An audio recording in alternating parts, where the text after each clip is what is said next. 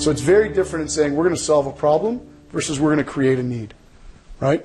So that's the mindset difference that I really want to focus on. And the reason I felt like redefining operational excellence was the right time to do it. Because if I think of some of those methodologies, and I'll just mention Lean and Six Sigma, Total Quality Management, some of these ones that came out of the manufacturing world in the 80s and are now being applied to service organizations, to healthcare organizations, to retail organizations.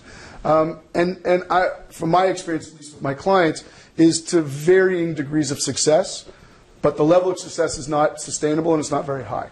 So they might get some short-term results, but those results aren't sustainable. And I think there's a couple of reasons why there's limitations in these methodologies, and which is why the focus has to be on the mindset of excellence, not the methodology. And like I said earlier, they focus on problem resolution, not growth or innovation. So if you think of something like the iPod, or if you think of a company like Amazon, or a few years ago, if you think of, and it's funny that Dell is here, but you think about how Dell changed the way we buy computers a few years ago in actually allowing you to customize your own computer online. So if you think of those three quick examples, if you implemented a methodology in your organization, none of those three things would exist right now.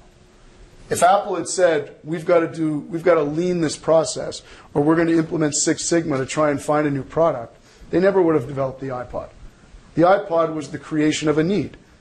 Their customers weren't going and saying, boy, would I love to have a little device that holds 1,000 songs that I could slip into my pocket. That was a need that was created by Apple. A methodology wouldn't have created that need. Dell never would have created online customization for personal computers by resolving a problem or trying to find a need. They created that need. They said, how can we differentiate ourselves in a market where everybody's doing the same thing around personal computers? Well, what if we allowed people to customize it and made it easy? And our supply chain allowed us to get it there very quickly. So I could order it, I could customize it, and I could have it there within a week. Again, disruptive innovation wouldn't have existed if we were looking at what's the problem that we need to solve.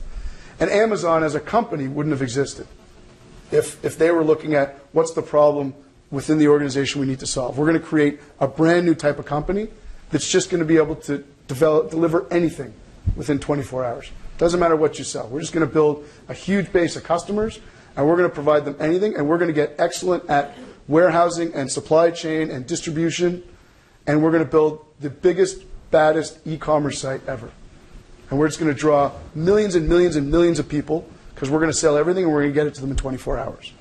Right? Those kinds of things don't happen when you sit down to say, let's implement Lean, let's implement Six Sigma, let's figure out what the problem is here. That happens when you have a mindset of, we're going to create something brand new, something innovative, and we're going to create a market for that.